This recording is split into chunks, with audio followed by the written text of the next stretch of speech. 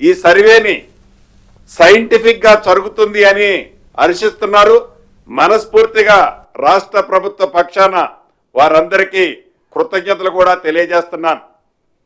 వీటితో పాటు ఎలానైతే హర్షిస్తున్నారో మేధావులు, అనేక కుల సంఘాలు, విద్యావేత్తలు వారి వారి సూచనలు ఇస్తూ సక్రమైన మార్గంలో రైట్ వేలో ఈ సర్వే జరుగుతుంది అనే దానికి కౌంటర్గా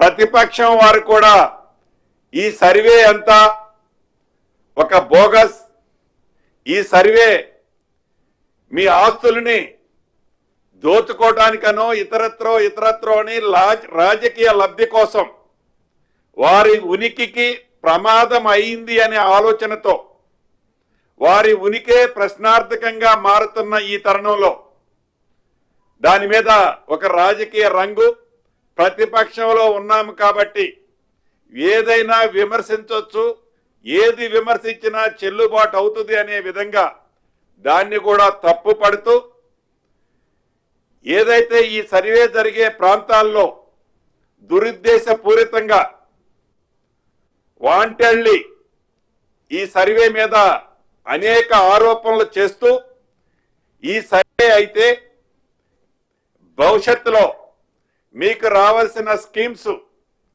మీకు వచ్చే రాష్ట్ర ప్రభుత్వం నుంచి కానీ కేంద్ర ప్రభుత్వం నుంచి కానీ వచ్చే బెనిఫిట్స్ అన్నీ మీరు మిస్ అవుతారు అని ఒక గ్లోబల్ ప్రచారాన్ని, అసత్య ప్రచారాన్ని ప్రజల్లోకి తీసుకుపోతున్నారు. ప్రజలంతా దీన్ని గమనించాలి. ప్రజలంతా దీన్ని గమనించి రాష్ట్ర ప్రభుత్వానికి కానీ మన నాయకులు రాహుల్ గాంధీ గారు చెప్పినట్లు ఈ సర్వే వల్ల ఏ ఒక్కళ్ళకి ఏ రకమైన స్కీమ్కి ఇబ్బంది కలగదు.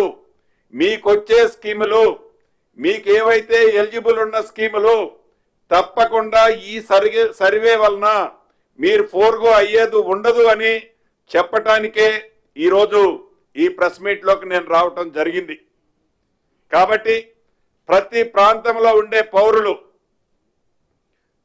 మీ ఇంటి దగ్గర కానీ మీరు ఎక్కడుంటే అక్కడ, మీరు ఏ ప్రాంతంలో ఉంటే ఆ ప్రాంతంలో మీ పేరుని, మీ కుటుంబాన్ని ఈ సర్వేలో మీరు కూడా పాల్గొని నమోదా చేర్చుకోవాల్సిందిగా మనస్ఫూర్తిగా రాష్ట్ర ప్రభుత్వ పక్షాన మీ అందరినీ కోరుతున్నాను.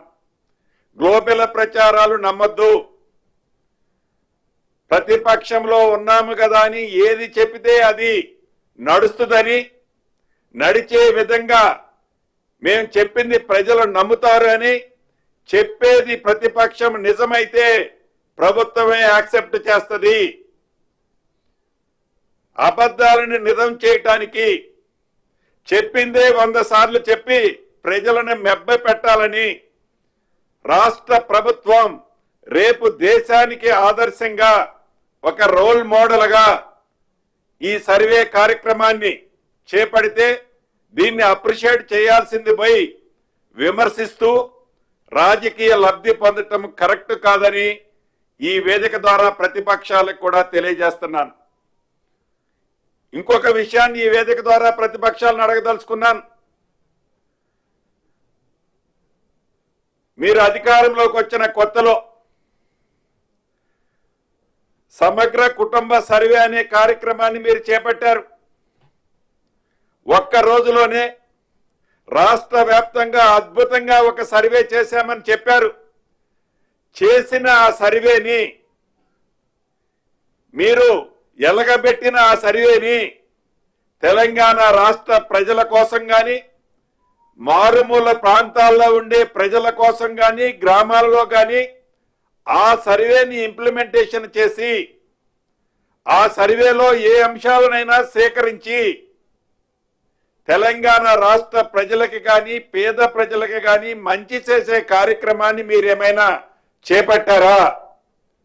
చివరికి ఆ చేసిన సర్వేని ఏదో మీరు గొప్పలు చెప్పుకున్నారు తప్ప ఆ చేసిన సర్వేని ఇప్పటికీ ఎక్కడా మీరు పబ్లిక్ డొమైన్లో కానీ, పబ్లిక్ డొమైన్లో పెట్టడం ఒకవేళ ఇబ్బంది అనిపిస్తే ప్రజలకి ఉపయోగకరంగా దాన్ని వాడే దాంట్లో కానీ లేకుంటే ఇతరత్ర ఆ చేసిన సర్వే ఇప్పటికీ ఎక్కడుందో ఇప్పటికీ మాకే తెలియదు. ఇక సామాన్య ప్రజలకు ఏమి తెలుస్తుంది?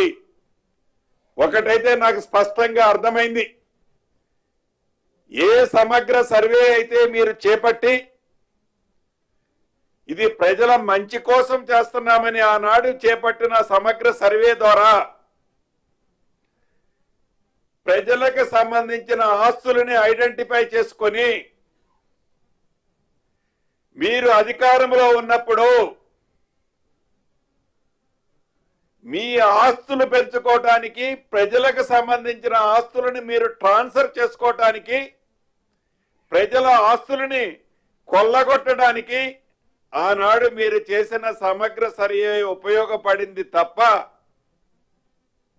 సామాన్య ప్రజలకు ఉపయోగకరమైంది దాంట్లో ఏమీ జరగలేదు అనేది నేను విమర్శించటం, నేను అనటం కాదు, అది యావత్ తెలంగాణ ప్రజలకి తెలుసు. అందుకనే ఉద్దేశపూర్వకంగానే ఆ సమగ్ర సర్వేని మీరు అధికారంలో ఉన్నంత వరకు దాన్ని ఎప్పుడూ బయట పెట్టలే. ఇది నిజమా అవునా కాదా? ఇప్పటికైనా మీరేవైతే తప్పులు చేశారో, ఏ తప్పులు చేస్తే మిమ్మల్ని ఇంటికి ప్రజలు పంపించారో ఆ తప్పులన్నిటినీ సరిదిద్దుతూ భవిష్యత్తులో ప్రజలకి ఉపయోగకరమయ్యే ఈ 2024 సర్వే ఏదైతే ఈ రాష్ట్ర ప్రభుత్వం చేస్తుందో దానిని మీరు సమర్థించకపోతే సమర్థించకపోయారు. ప్రతిపక్షంలో మంచి సూచనలు ఇంకేమన్నా ఉంటే ఇవ్వండి. ప్రజలని, సామాన్య ప్రజలని తప్పుదారి పట్టొద్దని మరొక్కసారి కూడా మళ్ళీ రీరిప్లై చేస్తున్నా. అంతేకాదు, ఈ 2024 సర్వేకి సంబంధించిన దాంట్లో ప్రతిపక్షంలో ఉన్న వారందరూ, మీరందరూ కూడా తెలంగాణ రాష్ట్ర పౌరులే.